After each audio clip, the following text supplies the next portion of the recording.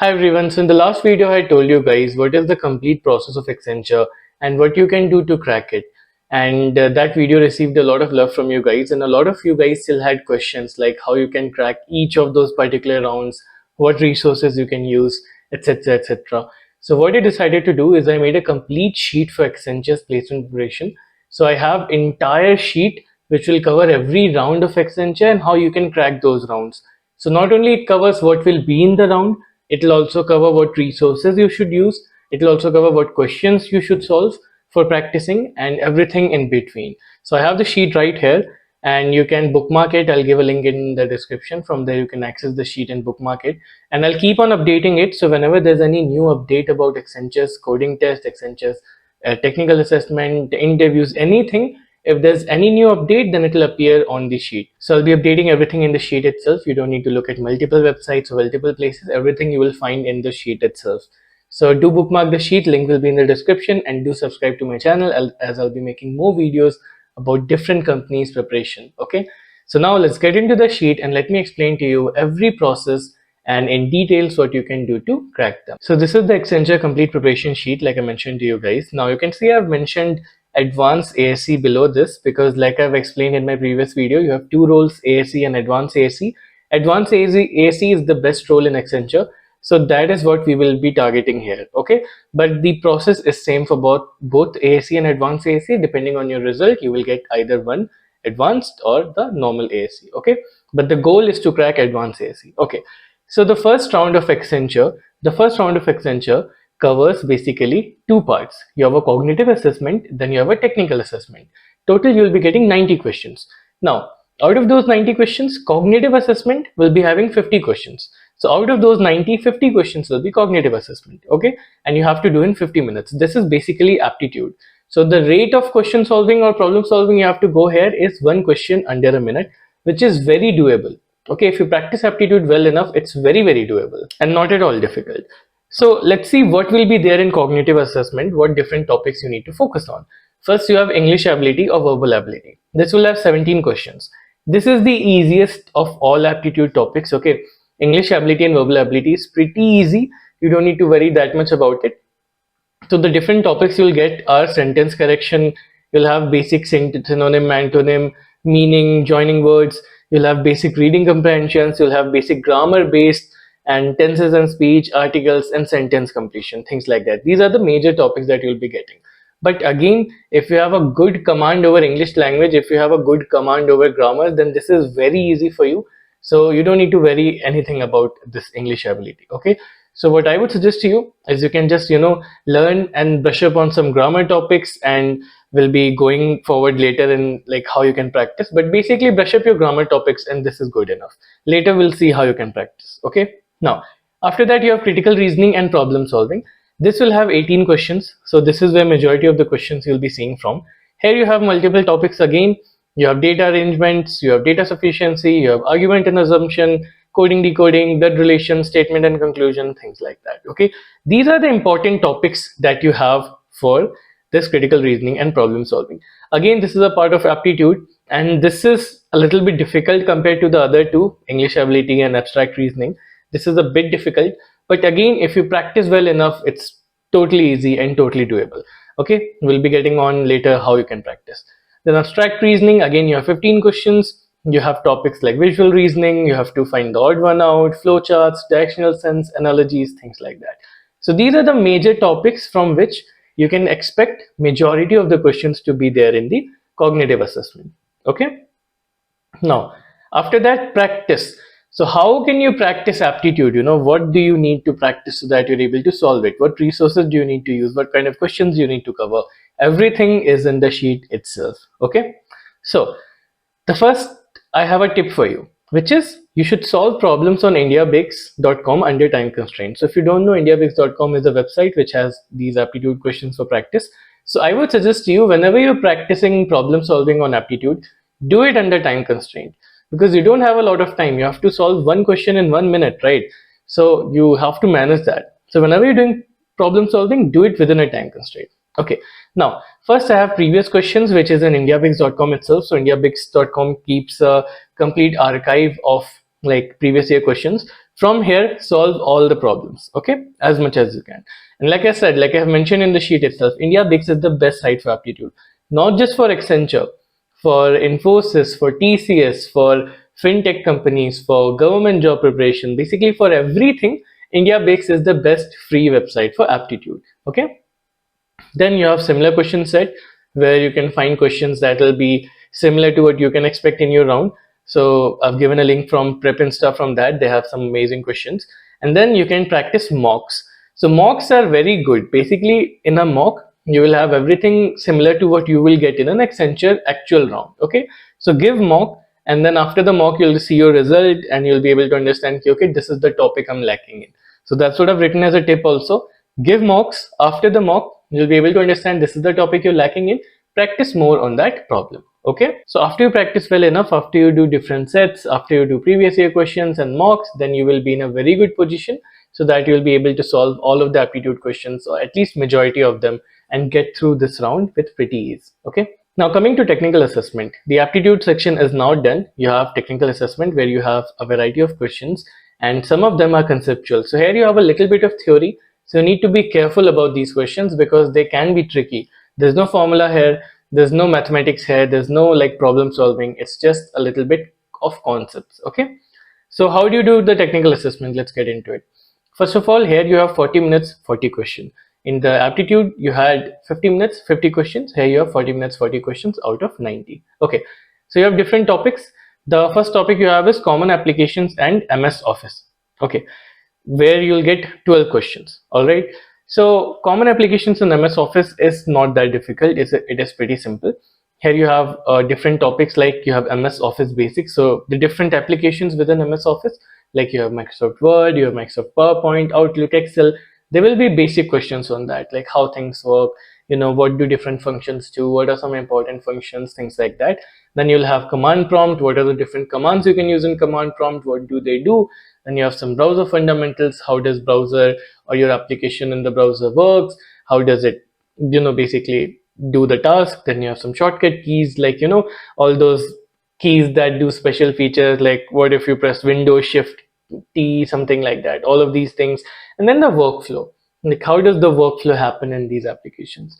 So these are the questions that you will get within common applications and MS Office. Okay. Then network security and cloud, here you have a little bit of theory. Okay, so I'm not gonna lie, this is where you have a little bit of theory and you have to learn, and I'll tell you how you can do that in a while. Okay, so this will have 10 questions. Luckily it doesn't have that many questions. Okay, so the different topics here are attack and security, you have cloud data providers, cloud data center, so it has cloud and network security. Okay, so then you have network security, basics of networking, what are the types of network, how does networking work, protocols, different things. Then you have fundamentals of cloud computing, what is cloud computing, how does cloud computing work, what are cloud data centers, things like that. And then you have standard encryption algorithms, like what are the different algorithms that you can use to protect yourself, what are the different attacks that you can expect, what are the safeguards for those attacks, what is cloud service architecture, things like that. So this only has 10 questions. Luckily it doesn't have a lot of questions, but it is still a place where you need to focus on. Okay, then you have pseudocode. Pseudocode is very easy, and I forgot to write, it has 18 questions if I'm not wrong out of 40. So you have 12, 10, 18, total 40. Okay, pseudocode is very easy. Okay, if you're basic in coding, if you're good in coding, pseudocode you have nothing to worry about. Okay, the pseudocode, you'll have basic things like predict the output, you'll have basic question on arrays, you'll have basic question on loops, nested loop, if else, you'll have basic questions on arithmetic operators, and just basic coding in general. Okay, pseudocode is nothing to worry about. Okay, so let me write here 18 questions. Okay, because right now we are in edit mode. Okay, no problem. Now, how do you practice for the technical assessment? That is the next question. Okay, you understood what will be there, you understood what you can expect. How do you practice it? That is the next question. Okay, so starting with MS Office and common applications. First, the tip I have for you is you should know the applications. What do you mean by know the applications? Just go to Microsoft Word and try to do a little bit of things, try to play with all the features. Likewise, go to PowerPoint, make a couple of PowerPoints, understand the basic features, like know the applications. Okay, and most probably you already do, because when we were in school we used to make PPTs, we used to make Word documents, and if you're in job or if you're in college, then you might be sending emails on Outlook, things like that. So use the applications yourself. If you do that, then you will be able to solve the basic questions by yourself only. Apart from that, just look at the previous year questions. So Talent Battle has previous year questions for MS Office and Common Application, and Prep Insta has a great question set for this. Okay, practice the questions, learn a little bit of about the applications, and that's it. Good enough. Then you have network security and cloud. So the tip I have for you is that you should dive a bit in theory to actually understand. Rather than memorizing everything, try to understand a few concepts, okay? And where can you understand these concepts? You can understand on Geeks for Geeks. So Geeks for Geeks has some great, notes on network security, on cloud computing. So try to go through them, try to learn, or even on YouTube, you'll find some people teaching network security, cloud computing. So you can learn those videos, watch those videos, and learn from them, okay? After that, it's again a game of question solving, practicing problem solving. So Prep Insta has some questions, Talent Battle has some questions. You can go to them via the link which is there in the sheet, and you can practice questions from them. Okay, but again, you have theory here, so be careful about that. Okay, now after that, you have pseudocode. So I don't have a lot of things given for pseudocode because I believe it is very easy. If you master coding in any programming language, either C, C++, Java, whatever, if you learn the basic syntax in any programming language, then pseudocode is just like a kid's play to you. Okay? But still, if you want more problems, then Geeks for Geeks has some great quizzes which are for Accenture especially. Okay? You can solve from there and you will get a good idea. Then comes the coding round. Okay, so I have made an entire video about the coding round, how you can crack the coding round for multiple companies.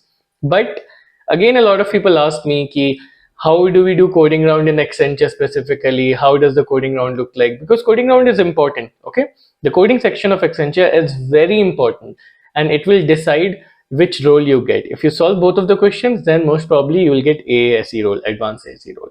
So there are only two questions. You're given 45 minutes. Okay, first question is very easy, very easy. Most probably it will just be a problem where you just have to use simple things like loops, basic mathematics, or it will be a problem on binary operation, and you'll have basic functions, recursions, things like that. A very easy problem, on based on prime number, odd even, things like that. First question will be very easy, and most probably everyone will be able to do that. Okay. Second question is where the difference happen, like I mentioned. So the second question, you can have questions on arrays, you can have questions on strings, you can have questions on coordinate geometry. Recently, we saw some questions on coordinate geometry. You can have questions on 2D array, matrices, sorting, binary search, things like that. Now, there are hardly any chance of seeing any hard problem on the Accenture coding round, so you don't need to practice hard problems. But easy, medium problems you need to practice. Now, again, let me tell you, coding round is very easy for you if you have good skills in problem solving. So that's what I've mentioned in the practice section also. First tip I have for you is use C++ or Java. Okay, avoid using a language which is not that good. Use a language which is good for problem solving, like C++. It has STL and Java has collections. Master the library. After that, you can do some coding questions. GFG has some coding questions under the Accenture tab.